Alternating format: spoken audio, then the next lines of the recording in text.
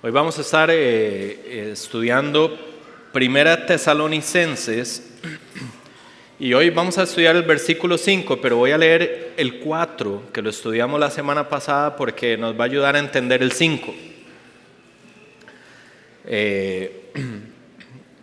Y mi intención esta mañana es que ojalá podamos, como decía en la oración, poder tener criterios bíblicos sobre los cuales también nosotros podamos evaluar a nuestros pastores. Voy a leer el texto y después comenzamos ya con la enseñanza. Primera Tesalonicenses capítulo 1 versículos 4 al 5 dice: Sabemos, hermanos amados de Dios, de la elección de ustedes, porque nuestro evangelio no vino a ustedes solamente en palabras, sino también en poder y en el Espíritu Santo y con plena convicción, como saben qué clase de personas demostramos ser entre ustedes por el amor que les tenemos.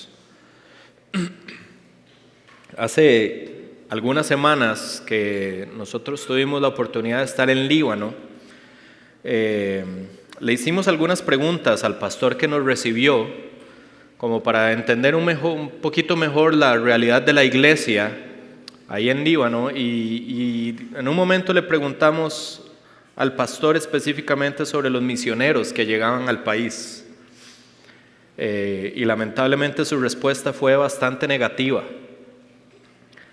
pero en medio de lo negativo que nos compartió, hubo dos afirmaciones que nos llamaron mucho la atención, porque uno pensaría, eso no debiera de ser así en los misioneros, pero lamentablemente esa es su perspectiva. Y nos dijo, número uno, los misioneros que vienen, él está haciendo, digamos, como una generalización, pero está hablando de la mayoría. Dice, la mayoría de los misioneros que vienen al Líbano tienen muy mala doctrina. Y número dos, les falta integridad. Y eso quiere decir que lamentablemente muchas de las personas que van tal vez no tienen las mejores motivaciones para ir, o incluso no tienen el carácter piadoso que es necesario para ser enviados. Y para nosotros fue muy triste escuchar esta perspectiva. Yo me preguntaba, ¿qué diríamos nosotros si a nosotros nos tocara hablar de los misioneros que vienen al país? ¿Qué diríamos de ellos sobre su doctrina, sobre sus motivaciones, sobre su carácter? Y digo esto porque necesitamos recordar que la iglesia en Tesalónica se estableció a través de estos misioneros. Pablo, Silas y Timoteo fueron enviados por sus iglesias locales para predicar el evangelio en diferentes regiones del Imperio Romano, y en ese momento habían llegado a Tesalónica, se había conformado una iglesia. Y particularmente en esta sección, Pablo nos va a describir cómo debe de lucir el ministerio de un misionero. Pero yo no quisiera necesariamente hacer la aplicación exclusivamente hacia los misioneros. La enseñanza la vamos a tener, la vamos a explicar, pero yo más bien quisiera hacer la aplicación hacia nuestros pastores. De tal manera que ustedes, considerando a Andrés, considerando a Dani y a mi persona, puedan tener herramientas para evaluar nuestro ministerio pastoral. Y yo creo que este pasaje nos lo provee a partir del ejemplo que tenemos en Pablo, Silas y Timoteo. Y yo particularmente estoy convencido de que es bueno, es sano y es necesario que la iglesia tenga los recursos, tenga las herramientas, tenga el conocimiento para que pueda evaluar a sus pastores. Hay muchas formas de evaluar a nuestros pastores. Podemos evaluar su carácter, podemos evaluar sus motivaciones, podemos evaluar su ministerio. En este momento específicamente, este texto nos permite evaluar sus motivaciones y su ministerio. Su carácter quedará para otra enseñanza que nos permita hablar del carácter de los pastores, pero esta particularmente nos va a permitir evaluar las motivaciones y el ministerio como tal. Yo creo que si nosotros pudiéramos hacer una síntesis de estos versículos 4 al 5 aplicado a nuestros pastores, sería lo siguiente: nuestros pastores deben de predicar el evangelio en dependencia del Espíritu y con un comportamiento íntegro. Nuestros pastores deben de predicar el evangelio en dependencia del Espíritu y con un comportamiento íntegro. Vean lo que dice el versículo 4. Dice: sabemos, hermanos amados de Dios, de la elección de ustedes. Y este versículo lo estudiamos la semana pasada y aprovechamos para estudiar las tres doctrinas que creo que son centrales en la vida cristiana, que nos permitía estudiar ese versículo. Estudiamos la doctrina de la adopción, estudiamos la doctrina del amor de Dios y también estudiamos la doctrina de la elección, que son doctrinas que ese texto particularmente nos permitía enfatizar y que era importante que todos pudiéramos tener claros, pero es necesario entender ese versículo ahora dentro del contexto.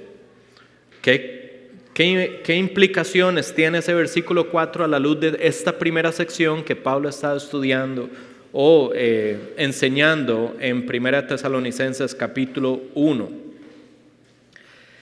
Podríamos decir que esa sección va del versículo 2 al 5 y es una sección donde Pablo específicamente está agradeciendo a Dios por la elección de los tesalonicenses. Y hay dos razones en particular por las cuales Pablo puede agradecer al Señor por esa elección. La primera de ellas está en el versículo 3. Pablo puede dar gracias a Dios por la elección de los tesalonicenses porque él ha visto el fruto espiritual en la vida de los tesalonicenses, particularmente la fe, el amor y la esperanza que ellos han demostrado tener una vez que recibieron el evangelio. Esa es la primera razón por la cual Pablo da gracias a Dios por la elección de los tesalonicenses. La segunda la tenemos en el versículo 5, que es lo que vamos a estudiar esta mañana, en donde Pablo nos va a hablar de la obra del Espíritu Santo en medio de ellos. Y eso no se los voy a explicar aún, porque es lo que vamos a estudiar, pero podríamos verlo así. La razón por la que Pablo da gracias a Dios por la elección de los tesalonicenses es, número 1, versículo 3, la fe, el amor y la esperanza. Número 5, versículo 5, la obra del Espíritu Santo en medio de ellos. Ahí me la agoní un toque, perdón. La obra del Espíritu Santo en medio de ellos. ¿Okay? Entonces, vamos al versículo 5, porque ahí está la conexión. Si ustedes ven el versículo 5, empieza con un porque. Siempre que ustedes vean un porque en la Escritura, nos va a dar la razón de lo que acaba de decir. De tal manera que, ¿por qué es que Pablo da gracias a Dios por la elección de los tesalonicenses? Porque lo que nos va a decir a continuación. Ahora nos va a hablar de, si seguimos el texto en orden, nos va a hablar de una obra de Pablo, la obra del Espíritu y después va a volver a una obra de Pablo. Ese es el orden del texto. Yo por facilidad de exposición voy a hablar primero de las dos obras de Pablo y voy a dejar la obra del Espíritu para el final. ¿Okay? Nada más para que entiendan que no voy a ir palabra por palabra en ese orden. Voy a hablar primero de lo que hace el ser humano y después de lo que hace Dios. Entonces, cuando él dice porque, él nos va a describir específicamente cuál es la razón de su agradecimiento a Dios de la elección de los tesalonicenses. ¿Cuáles son esos tres elementos? Como les digo, hay dos elementos humanos, hay un elemento divino. Vamos a estudiar primero los dos elementos humanos. Y el primero de ellos, Pablo lo describe de esta forma: nuestro evangelio no vino a ustedes solamente en palabras. ¿Okay? Porque nuestro evangelio no vino a ustedes solamente en palabras. ¿Qué quiere decir esto? Bueno, en primer lugar, quiere decir que cuando ellos usan la expresión nuestro evangelio, se está refiriendo específicamente al evangelio que ellos predican, al contenido de las palabras que salen de su boca. Y tenemos la evidencia de cuál es ese evangelio en Hechos 17, capítulo 2, Hechos capítulo 17, versículos 2 y 3, que es cuando Pablo llega específicamente a Tesalónica y nos describe cuál era el contenido del evangelio que él predicaba. Dice, y Pablo entró según su costumbre y por 3 días de reposo discutió con ellos basándose en las Escrituras, explicando y presentando evidencia de que era necesario que el Cristo padeciera y resucitara de entre los muertos, y diciendo, este Jesús es a quien yo les anuncio, ese es el Cristo. Básicamente, Pablo lo que está haciendo ahí, lo que vemos es que cuando llegó a Tesalónica, basándose en las Escrituras, utilizando las Escrituras exclusivamente como fundamento, les demostraba cómo estaba ampliamente documentado en el Antiguo Testamento que el Cristo debía de padecer y que sus padecimientos incluían la muerte de ese Mesías, pero también la resurrección, y entonces cómo Cristo era el perfecto cumplimiento de todo lo que se había revelado a través del Antiguo Testamento, incluyendo su resurrección. Y si nosotros vemos, aquí hay una buena forma en la que ustedes pueden evaluarnos a nosotros como pastores, a través del ejemplo de Pablo. Porque Pablo primero se basaba en las Escrituras y después el centro de su mensaje era Cristo y su obra. De tal manera que hay 2 formas en las que ustedes pueden evaluarnos a nosotros como pastores. Número 1, basamos nosotros nuestras enseñanzas estrictamente en las Escrituras. Y cuando digo basamos nuestras enseñanzas, no es solo las que damos aquí los domingos en la mañana desde el púlpito, no. Cuando estamos reunidos a solas con ustedes también, cuando damos discipulados también, nuestros estudios de Biblia también, toda instrucción que salga de nuestra boca y se dirija a ustedes tiene que ser basada en las Escrituras. Y esa es una buena forma en la que ustedes nos pueden evaluar a nosotros. Están Juanjo, Dani y Andrés basando cada una de sus enseñanzas en las Escrituras. La segunda forma de evaluarnos es el contenido de nuestra enseñanza cristocéntrico. Se centra en la persona y en la obra de Cristo. Nuestras enseñanzas los instruyen más en quién es Cristo y lo que Él hizo. Los instruyen más de tal manera que ustedes puedan tener mayor gratitud en Cristo y lo que Él hizo. Los llevan a alabar más a Cristo y lo que Él hizo, en función de lo que Él hizo.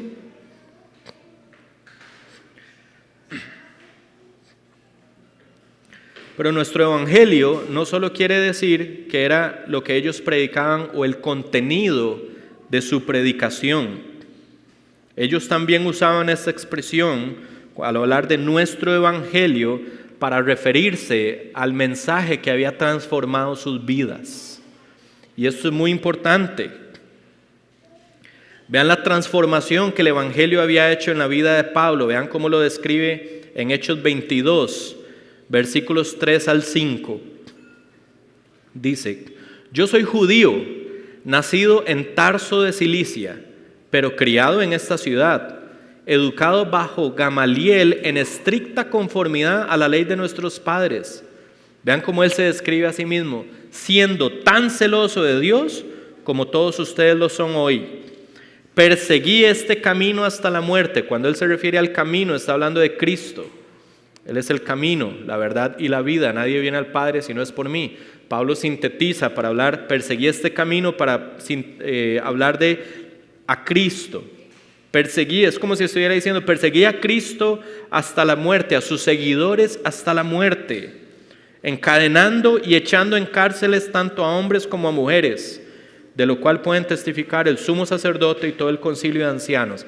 Como si Pablo estuviera diciendo, yo era un perseguidor de la iglesia. Ahora, si no me creen, vayan y pregúntenle al sumo sacerdote y al consejo de ancianos. Todos ellos saben quién era yo. Yo era parte de ese grupo. Yo era parte de los que perseguían a los cristianos. De hecho, dice, de ellos recibí cartas para los hermanos y me puse en marcha a Damasco con el fin de traer presos a Jerusalén, también a los que estaban allá, para que fueran castigados. O sea, Pablo era una persona que quería castigar a los creyentes. Pero cuando Jesucristo se apareció en su camino, su vida fue transformada. Su vida fue cambiada radicalmente. Y ahora tenemos aquí en Tesalonicenses a Pablo predicando aquel camino que antes perseguía. Entonces, cuando él habla de nuestro evangelio, no solo el evangelio que ellos predican, es el evangelio que ellos han atesorado y que ha transformado sus propias vidas, y sus propias vidas dan testimonio de que ese evangelio es verdadero. Porque si no fuera verdadero, no habría transformación de sus propias vidas. Pero sus vidas testifican de que ese evangelio que ellos predican tiene poder para transformar incluso a un perseguidor de la iglesia. Era evidente por el testimonio personal de Pablo que ese evangelio que él predicaba había transformado su propia vida. Y uno pensaría, Juanjo, es obvio. O sea, cualquier pastor, cualquier misionero, cualquier persona que se pare al frente a enseñar la palabra de Dios, es obvio que sus vidas han sido transformadas. No. Lamentablemente no. Hoy hay muchas personas en posiciones de liderazgo, en iglesias y en ministerios cristianos que ni siquiera son creyentes. Eso es una tristísima realidad. Pero nos permite tener la tercera forma en la que ustedes nos pueden evaluar a nosotros como pastores. Y esta es la tercera forma. Testifican nuestras vidas de que hemos sido transformados por el evangelio que predicamos. ¿Son nuestras vidas consistentes con el evangelio que predicamos? Esa es una buena forma en la que ustedes nos evalúen. Y si ustedes hacen esta evaluación, ahí es donde se van a dar cuenta que hay un montón de personas que hoy predican a Cristo públicamente, cuyas vidas realmente no reflejan lo que ellos predican.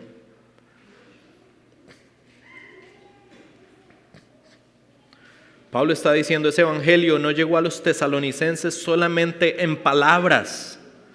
Esto quiere decir que no solo hubo palabras, hubo algo más. Pero definitivamente hubo palabras. ¿Tiene sentido? Cuando dice no solo palabras, quiere decir hubo palabras, pero hubo algo más. ¿Ok? Y esto es importante porque las palabras son indispensables en la vida de un ministro, en la vida de un pastor, en la vida de un misionero. El evangelio tiene que ser comunicado, el evangelio tiene que ser proclamado. Las palabras tienen que estar presentes. 1 Corintios 1:21 nos dice, agradó a Dios mediante la necedad de la predicación salvar a los que creen. Entonces la predicación es el medio que Dios ha escogido para llamar a los pecadores a la salvación. Considerando esa realidad, nosotros por el resto de las cartas de Pablo podemos tener completa certeza de que Pablo como ser humano hizo todo su esfuerzo para que a través de sus argumentaciones, de sus discusiones, de sus explicaciones, de sus exposiciones, las personas que escuchaban fueron expuestas a la palabra de Dios de una manera firme, sencilla, precisa y fiel. Eso es lo que debe de hacer un ministro, es todo su esfuerzo, de tal manera que los que le escuchan puedan tener la mayor claridad posible en cuanto a lo que se está enseñando. En algún momento escuché que tenemos que predicar hasta que sangremos. Y el sentido es que nos debe costar, nos debe doler. Tiene que haber un esfuerzo que incluya hasta sangre de nosotros, en un sentido metafórico obviamente, pero ese es el sentido de que yo no me puedo parar aquí como si fuera un ejercicio liviano, que no tuviera peso. No, yo estoy aquí siendo un vocero de Dios, siendo un heraldo de Dios, y mi responsabilidad es asegurarme de presentar el mejor mensaje posible que yo pueda generar domingo a domingo, porque es lo que más los va a beneficiar a ustedes. Y eso requiere una diligencia extrema en muchos casos durante la semana. Y eso debiera de hacerlo también cualquier persona que enseñe un estudio de Biblia o que enseñe algún discipulado. No podemos dejar esto para el final. Esto tiene que ser algo que hacemos y le damos mente al punto que yo tenga que decir, estoy exhausto, pero llegué a mi culminación, llegué a donde quería, he generado la enseñanza que creo que es lo mejor que le puedo dar a la iglesia. Y esto nos permite tener la cuarta forma en la que ustedes pueden evaluarnos a nosotros como pastores. Cuando Pablo dice, no solamente usamos de palabras, o el evangelio no llegó solamente en palabras, él está diciendo, nuestras palabras fue lo mejor que nosotros pudimos darle. Hicimos nuestro mayor esfuerzo. Ustedes pueden evaluarnos a nosotros de la siguiente manera. Les estamos exponiendo el evangelio con firmeza, sencillez, fidelidad y precisión. ¿Pueden ustedes hallar ahí en el texto realmente lo que les estamos enseñando y es comprensible para ustedes? ¿O estamos aquí enseñando para hacer alarde? No creo que ninguno de nosotros lo tenga, pero hacer alarde de nuestra capacidad argumentativa o nuestra articulación magnífica. ¿Estamos nosotros aquí realmente siendo humildes delante de la palabra del Señor, como dice Santiago 4:6, en nuestra exposición hacia ustedes? ¿Pueden ver eso ustedes en nosotros?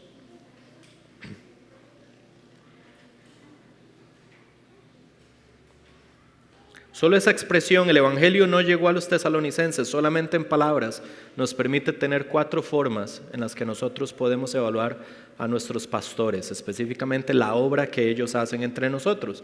Pero si avanzamos a la última parte del versículo 5, vamos a encontrar otras formas, 2 más al menos, en que podemos evaluar a nuestros pastores.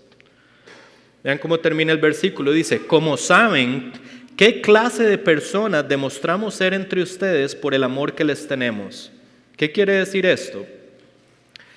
Es posible que cuando Pablo, Silas y Timoteo fueron expulsados de Tesalónica, ¿se acuerdan Hechos capítulo 17? Llegan unos judíos, empiezan a alborotar a la gente de la ciudad y ellos que habían acabado de plantar esa iglesia son expulsados. La iglesia en Tesalónica se queda sin ninguno de sus plantadores, sin ninguno de los misioneros que llegaron a plantar esa iglesia.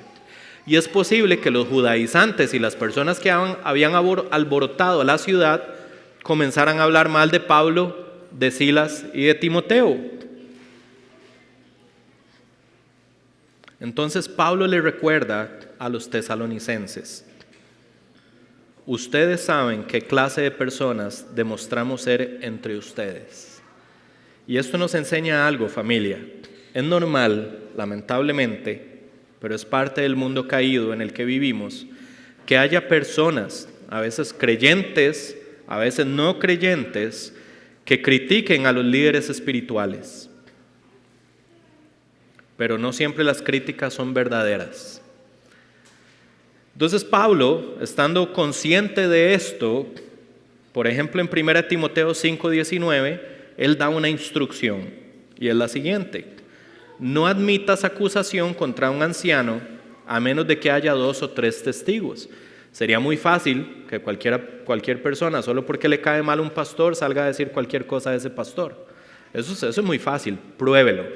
Traiga 2 o 3 testigos que puedan decir lo mismo que usted y presente la evidencia. Porque si no, los pastores están muy expuestos a cualquier queja que alguien pueda levantar, aun cuando no sea verdadera. Entonces, eso lo ha sufrido Pablo. Hay gente que está hablando mal de él en Tesalónica. Y la iglesia de Tesalónica está escuchando personas en medio de ellos que le están hablando mal de los pastores que plantaron esa iglesia. Pero vean qué lindo lo que les dice Pablo. Y Pablo no se lo está diciendo a los que andan diciendo cosas malas de ellos. Pablo se lo está diciendo a la iglesia en Tesalónica, a la iglesia que ellos plantaron. Vean lo que les está diciendo. Ustedes saben qué clase de personas demostramos ser entre ustedes. Eso es como si Pablo les estuviera diciendo: ustedes pueden escuchar cualquier cosa, pero ustedes no pueden negar la forma en la que nosotros vivimos entre ustedes. El testimonio de vida que nosotros les dimos a cada uno de ustedes mientras ministramos en medio de ustedes, eso nadie lo puede refutar. Todos lo tienen clarísimo. Nosotros sabemos cómo nos comportamos en medio de ustedes, y nuestro comportamiento nadie lo podría reprochar. Nadie podría decir nada de eso. De tal manera que todo lo que están inventando, ustedes mismos saben, porque fueron testigos de cómo vivimos en medio de ustedes. Ustedes saben que nada de eso es verdad. Y esto es importante porque en el primer siglo sucede un poco como hoy. Había maestros itinerantes, había filósofos, había incluso creyentes, predicadores creyentes que se aprovechaban de las personas a las cuales les enseñaban para obtener estatus, para obtener reconocimiento, para obtener gloria, para obtener incluso ganancias económicas. Vean cómo Jesús lo dijo en Mateo 14:23, dice: ay de ustedes, escribas y fariseos, hipócritas, que devoran las casas de las viudas, aun cuando por pretexto hacen largas oraciones. Por eso recibirán mayor condenación. Jesús, ya en los tiempos de Jesús, Él está diciendo: hay un montón de personas que en el nombre de Dios andan predicando y lo único que quieren es obtener lo que se encuentra en sus bolsillos. Lo único que quieren es platita.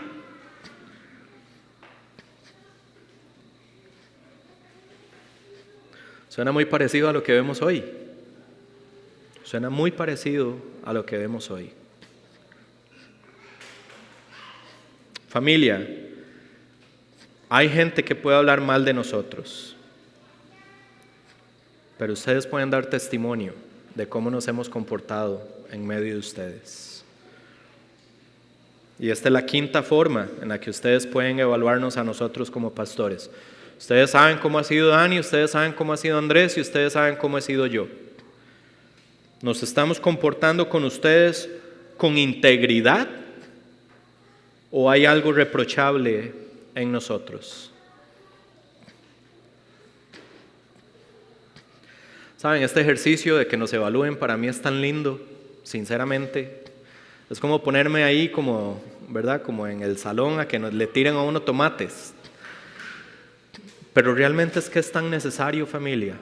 Es tan necesario que ustedes sepan cómo evaluarnos. Es es un ejercicio de protección para ustedes mismos. Porque ustedes nos han confiado el pastoreo a nosotros. Y nosotros somos hombres que también somos inclinados al pecado. Y somos temerosos de hombres en muchas ocasiones. Y familia, nosotros fácilmente podemos descarrilarnos en cualquier momento.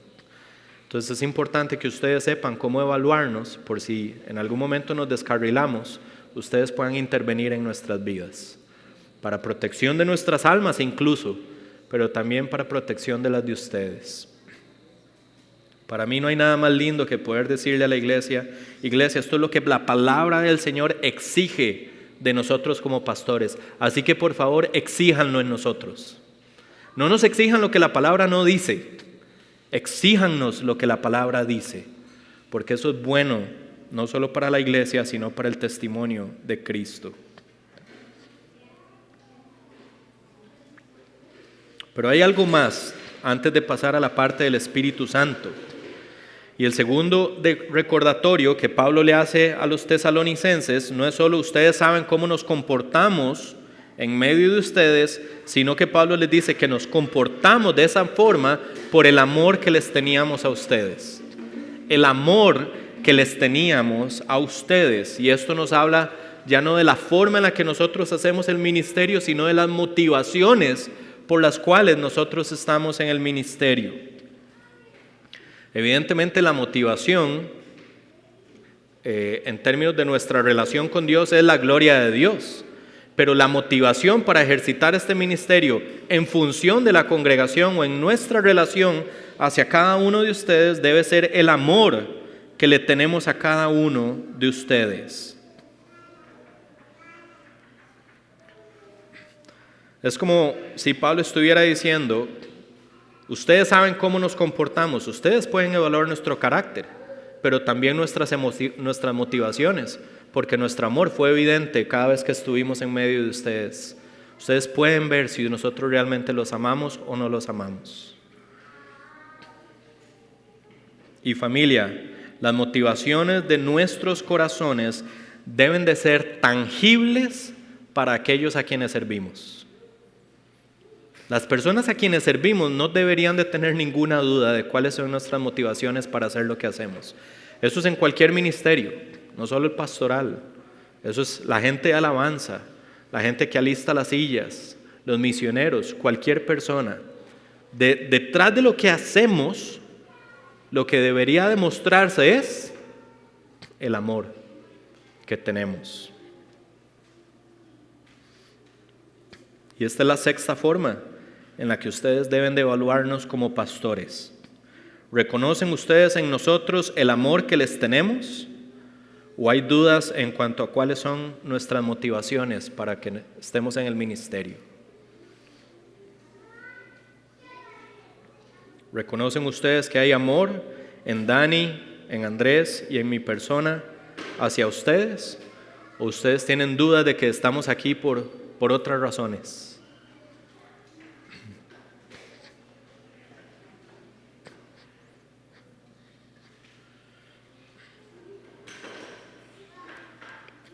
Pasemos entonces a la parte del Espíritu Santo. Yo les dije que el Evangelio no vino solo con palabras, también vino con el Espíritu Santo, y eso también nos va a proveer al menos una forma más en la que podemos evaluarnos. Pero esto es bien importante, es bien lindo,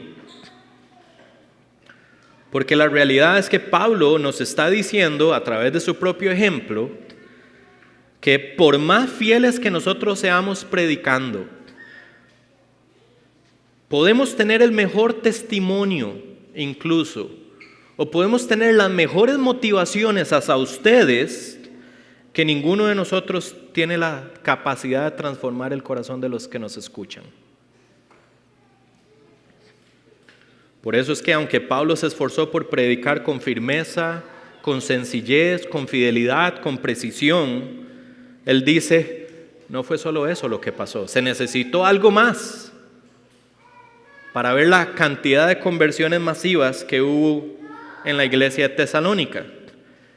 Vean cómo se dieron esas conversiones. Hechos 17, versículo 4 dice, algunos de ellos creyeron. Ese algunos de ellos se está refiriendo a los judíos. O sea, de los judíos, algunos de ellos creyeron y se unieron a Pablo y a Silas, junto, vean qué lindo, con una gran multitud de griegos temerosos de Dios y muchas mujeres importantes o de las mujeres principales. Dice, algunos griegos, algunos judíos, una gran multitud de griegos y muchas mujeres de las importantes. Esto nos describe una cantidad de conversiones significativa en Tesalónica cuando Pablo, Silas y Timoteo llegaron a predicar. Lo que Pablo está diciendo es evidente que la obra del Espíritu Santo estuvo ahí mientras nosotros predicamos. Algo más pasó. Bueno, ¿qué fue lo que pasó? Fue el poder del Espíritu Santo estuvo endosando nuestra predicación en medio de ustedes.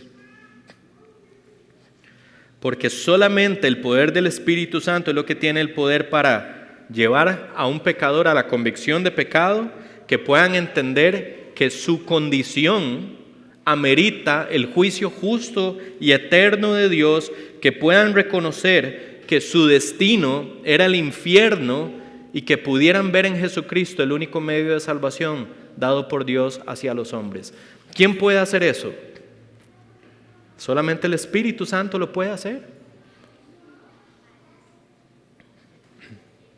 Solamente el Espíritu Santo puede tomar nuestras palabras y aplicarlas en la vida de los pecadores de tal manera que se genere fruto espiritual y vida donde antes habían personas espiritualmente muertas. Piénsenlo de esta manera. Si nosotros tuviéramos la capacidad de cambiar el corazón de aquellas personas a las que le predicamos, todas las personas a las que les predicamos se convertirían. ¿Tiene sentido? O usted le va a predicar a alguien y le voy a predicar, pero ojalá no se convierta. Nadie hace eso. Todos quisiéramos ver fruto espiritual. El punto es que por más capacidad de articulación y comunicación del Evangelio que nosotros tengamos, el mejor testimonio, las mejores motivaciones, tenemos un límite. Y nuestro límite es lo que nosotros podemos comunicar. La otra parte la tiene que hacer Dios. Porque nosotros no podemos transformar el corazón de nadie. Piensen esto. ¿Cuántas personas ustedes conocen que manejan bien el Evangelio? ¿Cuántas personas conocen que han sido expuestas a una exposición sana y precisa del Evangelio? Que saben las verdades centrales de la fe cristiana y aún así son no creyentes. Eso pasa en muchas ocasiones. El punto que Pablo está haciendo aquí es diciéndoles, nosotros les predicamos, pero ustedes tienen que saber que no solo pasó eso. Es que el Espíritu tomó nuestras palabras y les dio vida a ustedes. La conversión masiva o significativa, como nosotros queramos exponerlo, que nosotros vimos que ocurrió en medio de ustedes, no fue el resultado solamente de nuestras palabras. Lo único que eso demuestra es que el Espíritu estuvo ahí dando vida mientras nosotros predicamos. La obra del Espíritu es innegable, porque el Espíritu trae vida donde antes había muerte. El Espíritu trae comunión donde antes había enemistad. El Espíritu nos hace parte de la familia de Dios donde antes más bien éramos esclavos de Satanás. Cuando el Espíritu actúa en la vida de las personas, el testimonio de la transformación que ocurre en la vida de esa persona, nadie lo puede negar. Y Pablo les está diciendo, nosotros hemos visto sus vidas. Es más, damos testimonio de que hay fe, amor y esperanza. Si esto es realidad en sus vidas, es porque el Espíritu actuó cuando nosotros les estuvimos predicando. Porque el Espíritu les dio vida a través de nuestro Evangelio.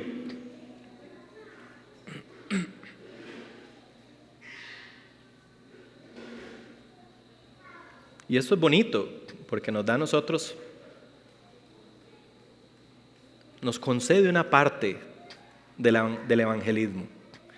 Dios tiene el poder para transformar las vidas sin necesidad de la predicación, pero Él decidió que fuera a través de la predicación, de tal manera que esto nos involucra a cada uno de nosotros, no solo a los pastores, a cada uno de nosotros. Cada uno de nosotros tiene la responsabilidad y el privilegio de predicar a Cristo y ver vidas transformadas a la luz de nuestra predicación.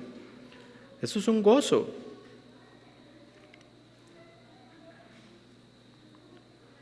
Por eso Pablo dice que lo hicieron con plena convicción. No solo porque él estaba convencido del evangelio que él predicaba, él tenía plena convicción de que el evangelio que él predicaba era el verdadero evangelio. Él lo había visto en su propia vida. Pero él estaba convencido de que solo el Espíritu Santo podría traer la convicción a las vidas de tal manera que estas personas pasaran de muerte a vida. Esto es glorioso. Pablo está convencido de que es el Espíritu Santo el que tiene que endosar su predicación para que haya fruto espiritual en los que escuchan.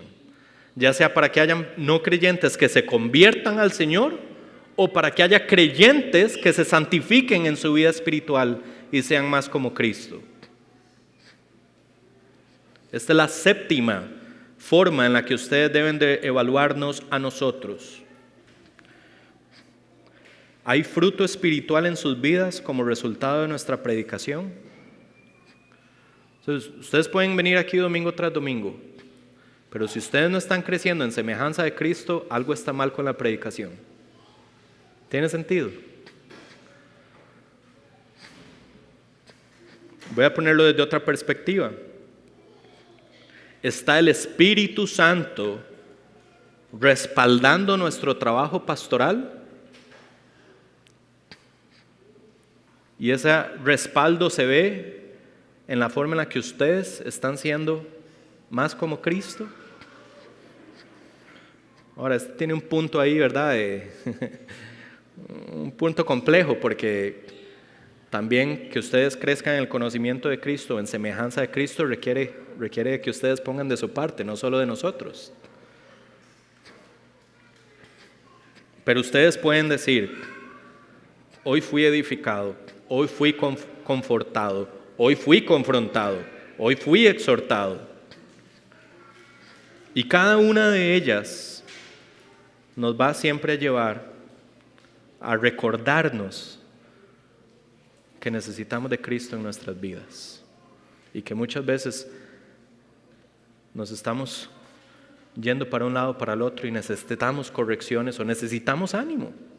El texto nos va a dar el enfoque. Hay muchos textos que nos van a animar, como por ejemplo yo les decía: hey, damos gracias por ustedes, hemos visto fe, amor y esperanza.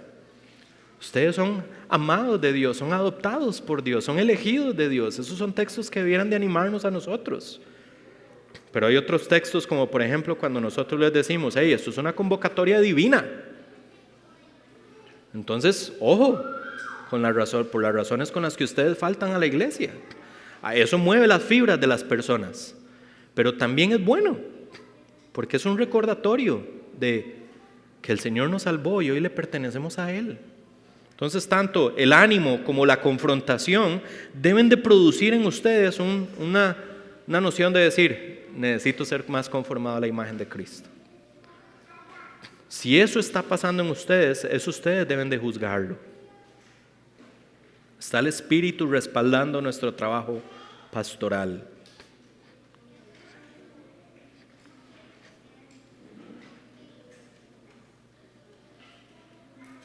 Entonces, familia, ahí tienen 7 formas en las que ustedes pueden evaluarnos a nosotros. 7 formas en las que ustedes pueden evaluarnos a nosotros. Pablo estaba completamente convencido, completamente seguro, no tenía ninguna duda, absolutamente ninguna duda, de que los creyentes en Tesalónica eran elegidos de Dios, porque él había visto la forma en que el Espíritu había obrado en medio de ellos. Ahora, ¿es posible que el Espíritu obre a través de personas que no tienen buena doctrina? Sí. Sí, porque muchos de ustedes se convirtieron en iglesias de la prosperidad y vinieron aquí ya siendo creyentes. Entonces eso es posible. Es posible que el Espíritu obre en pastores que tengan un carácter irreprochable. Definitivamente también. Recientemente la Iglesia Reformada sufrió, por así decirlo, la baja de uno de los pastores más reconocidos. 5 años de estar en una relación inapropiada. Y fue uno de los hombres que más influyó a esta generación de predicadores, yo incluido. Y yo puedo decir cuánto aprendí de ese hombre. Y ese hombre estuvo durante 5 años en una relación inapropiada. Incluso estuvimos en medio de una enseñanza, de exposición, predicación expositiva en Washington con él. Él nos estaba enseñando. Y mientras nos estaba enseñando, todos estábamos: wow, esto es demasiado bueno. Estamos aprendiendo demasiado, estamos puliendo nuestra enseñanza. Y esa persona, mientras estábamos ahí, estaba en medio de una relación inapropiada.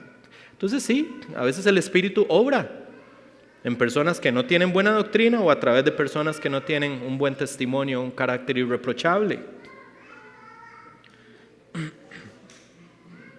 Pero eso no quiere decir que nosotros no debamos de procurar que nuestros pastores sean aptos para enseñar y sean irreprochables en su ministerio.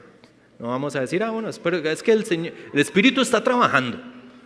No, esa no es razón para estar en una iglesia. Porque estamos sujetando nuestras vidas a líderes espirituales, tienen que cumplir los requisitos bíblicos que la Biblia establece para pastores. Así que necesitamos asegurarnos de que nuestros pastores sean aptos para enseñar y tengan un carácter irreprochable y tengan buenas motivaciones para hacer lo que hacen. Esto es lo que la Biblia exige de los pastores y entendemos que también exige de los misioneros. Si nosotros exigiéramos esto, nuestro pastor en Líbano, el amigo pastor, no estaría diciendo, no, los misioneros que vienen aquí tienen pésima doctrina y no son íntegros. Y yo le pregunté, madre, ¿qué esperaría usted de un misionero? Vean, eso es hasta crudo, dependiendo de cómo uno lo escuche. Yo le pregunté, ¿qué esperaría usted de un misionero que viene al Líbano? Su respuesta fue que sea sincero. Eso es todo lo que yo pido, que sea sincero. ¿Se imaginan? La cantidad de personas que se llaman a sí mismos misioneros o incluso que han sido enviados en Líbano hoy es significativa. El impacto que tienen en la vida de los libaneses es nulo. Y por eso él dice, lo único que pedimos es que sean sinceros. Y eso debiéramos también de tenerlo nosotros. Entonces, familia, hay una razón por la cual yo lo he aplicado de esta manera. Entiendan, la enseñanza es, yo doy gracias a Dios por la elección de ustedes. Porque tenemos dos evidencias. Número 1, la fe, el amor y la esperanza, que se menciona en el versículo 3. La segunda evidencia es la obra del Espíritu Santo en medio de ustedes. Y yo podría decir, algunos de ustedes han venido a la fe aquí en esta iglesia. O algunos de ustedes han venido en esta iglesia y han podido crecer en semejanza de Cristo en esta iglesia. Nosotros damos gracias a Dios por ustedes. Y damos gracias a Dios por la elección de ustedes, porque esa misma evidencia que Pablo vio en los tesalonicenses, nosotros tres las vemos en ustedes. Y eso nos hace tener gratitud hacia el Señor. Pero en términos de la aplicación, yo quisiera que ustedes entiendan, familia, es muy peligroso sentarse bajo la instrucción de una persona que no tiene buena doctrina y que no tiene un carácter irreprochable. Eso puede terminar destruyendo nuestras vidas. Es muy peligroso, familia. Y yo quiero advertirles a ustedes que por favor, les rogamos, y eso es una súplica de nuestra parte como pastores, que si ven en nosotros un evangelio diluido, si ven en nosotros una predicación sin base bíblica, una predicación que no exalte a Cristo o la gloria de Cristo en su obra en nuestro favor, una predicación temerosa o incorrecta, falta de integridad, motivaciones perversas o un trabajo que no es respaldado por el Espíritu Santo, yo les ruego, les clamo, les suplico que por favor se acerquen a nosotros y nos lo hagan saber. No nos dejen en el error, no nos dejen ahí en la desviación. Acérquense a nosotros y déjennos saber aquellas cosas en las cuales no estamos caminando en nuestra función pastoral como la Biblia exige que caminemos en nuestra función pastoral. Porque familia, es nuestra responsabilidad como pastores atender nuestras fallas y pecados con humildad y hacer los ajustes necesarios, porque eso va a generar un bien para toda la congregación. No tengan miedo de venir a nosotros, nunca. Nosotros tenemos que ser humildes y escucharlos. Parte de eso es esto. Esta actitud ante la palabra de Dios, no solo ante los que escuchan el mensaje, es también la misma actitud que debemos de tener los que predicamos el mensaje.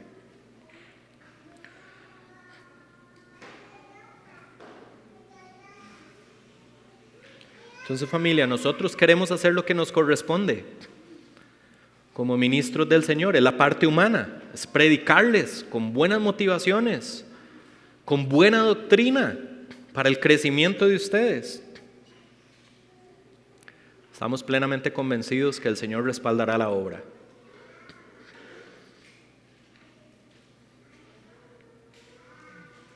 Yo quiero que ustedes entiendan, familia, que nosotros como pastores también estamos creciendo en semejanza de Cristo.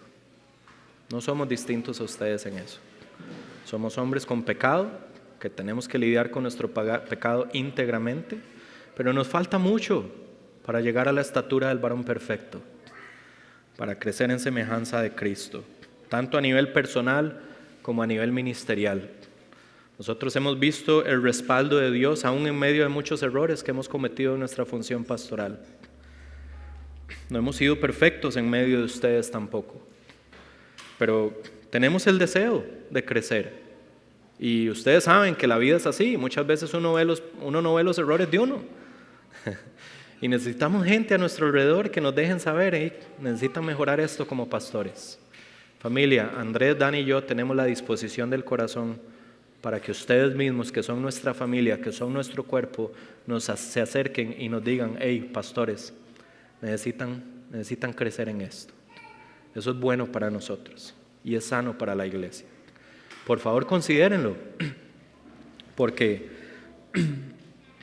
de esta manera todos juntos como un solo cuerpo honramos al Señor, honramos su sacrificio en la cruz y testificaremos de manera adecuada de su venida mientras permanezcamos en este mundo caído.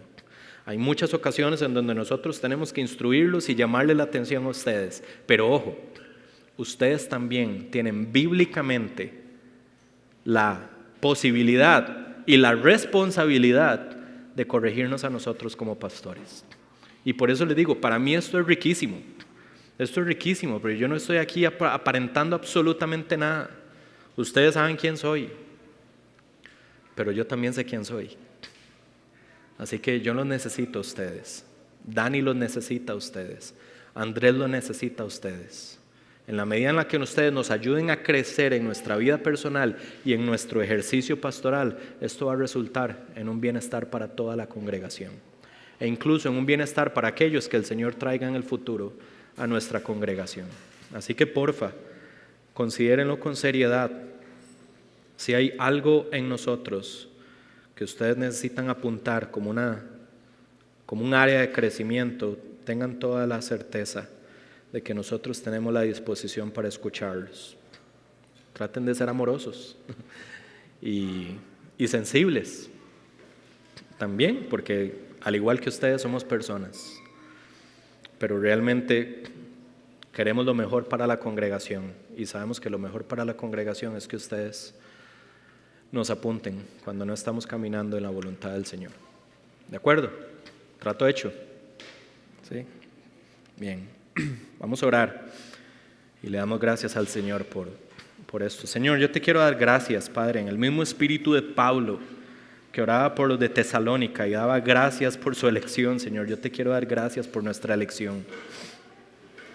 Hemos visto todo lo que Pablo describe en los tesalonicenses, lo vemos también en nuestra iglesia, Iglesia La Gracia, Señor. Damos gracias porque somos tus hijos, porque nos has amado de manera especial y nos trajiste a la luz del Evangelio, porque así lo determinaste desde antes de la fundación del mundo, cuando nos elegiste, sin que nosotros hubiéramos hecho nada, sino que lo hiciste únicamente conforme al buen afecto de tu voluntad, Señor. Y en un momento de nuestras vidas decidiste intervenir poderosamente para que nosotros respondiéramos al Evangelio que nos fue predicado. Y tu Espíritu Santo trajo vida donde había muerte, trajo iluminación para comprender la verdad del Evangelio, Señor, y transformó nuestro corazón de piedra en un corazón de carne, Señor. Ese mismo Evangelio es lo que ha permitido que nosotros demos fruto de fe, de amor y de esperanza, Señor. Y sabemos que podemos crecer en fe, que podemos crecer en amor, que podemos crecer en esperanza, Señor. Pero el fruto es evidente. Así que damos gracias por esta iglesia. Esta es tu iglesia, Señor. Y damos gracias también por esos hombres, Señor, que han asumido la responsabilidad de predicar a nuestras almas domingo a domingo, entre semana, de manera congregacional, de manera personal, que dedican sus vidas para estudiar de tal manera que nos puedan enseñar con firmeza, con fidelidad, con precisión, con claridad, con sencillez, con un buen deseo de que nosotros te glorifiquemos más, de que nos asombremos más en ti, de que te exaltemos más por quién eres y por lo que has hecho, y con el deseo de que seamos más como Cristo, Señor. Damos gracias por esos hombres, Señor. Pero al mismo tiempo, Señor, te pedimos que como congregación podamos juntos, Señor, con un corazón amoroso, amable, tierno, también poder acercarnos a ellos cuando ellos se equivoquen y corregirlos. Porque en última instancia todos somos responsables del bienestar y la salud de tu iglesia, Señor. Todos somos miembros de un mismo cuerpo. Y así como cuando uno sufre, todos sufrimos. Cuando uno se goza, todos nos gozamos. Los pastores también somos parte de eso. Y necesitamos ser todavía conformados más a la imagen de Cristo y afinar mejor nuestros ministerios. Te pedimos que nos conceda la gracia para que como iglesia podamos hacer un ejercicio no solo de evaluación, sino de ánimo cuando estas características se cumplan en nuestros pastores. Que oremos por ellos, como veíamos en los estudios de Colosenses, pero también que tengamos la confianza para acercarnos a ellos, a corregirlos cuando sea necesario. Y danos a Andrés, a Dani y a mí, a cualquier otro pastor que venga en el futuro, Señor, la humildad de poder escuchar a tu iglesia y hacer los ajustes que sean necesarios, Señor. Padre, esta es tu iglesia. Iglesia La Gracia está en tus manos. Cristo, tú eres el centro de esta iglesia. Tú eres el que sostiene esta iglesia. Espíritu Santo, sin ti no podemos hacer nada, no podemos ver ni fruto espiritual en nosotros. Dependemos de ti en medio de tu iglesia. Te pedimos, Dios Trino, que bendigas a cada miembro de esta iglesia, para que todos juntos, como un solo cuerpo, podamos gozarnos en la elección que disfrutamos y podamos mejorar cada aspecto de nuestra vida cristiana mientras somos juntos como un solo cuerpo, conformados en la imagen de Cristo, que es la cabeza de este cuerpo. Has sido bueno con nosotros y no dudamos para nada de tu fidelidad y de tu bondad en el futuro. Ayúdanos nada más, Señor, a ser fieles a la Escritura, a buscar líderes bíblicos que cumplan los parámetros bíblicos. Y también ayúdanos a nosotros a seguir su liderazgo. Todo esto te lo pedimos en el nombre de Jesucristo, nuestro Salvador. Amén.